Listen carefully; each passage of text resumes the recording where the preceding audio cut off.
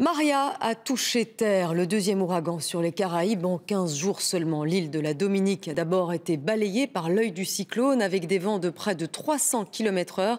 Si la Martinique a été relativement épargnée, la Guadeloupe semble beaucoup plus sévèrement touchée. Laurence Brex. Voici Maria, ces trompes d'eau qui n'en finissent pas de tomber et ces vents ultra-violents qui se déchaînent sur la Guadeloupe. À certains moments, la vitesse des rafales a dépassé les 250 km/h. Une force et une violence inimaginables. Les communications sont compliquées, mais nous avons pu contacter un Belge en vacances sur place. Depuis midi hier, on a été mis en confinement.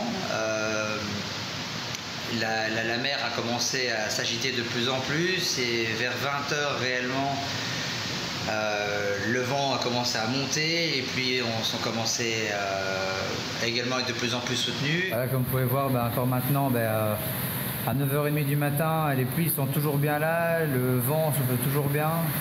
Voilà, ici on peut voir les petits morceaux de scotch qu'on a mis en étoile sur les vitres. C'est un peu des techniques qu'on a un peu tirées des locaux ici qui ont les habitudes des cyclones et qui font ça pour protéger les impacts sur les vitres.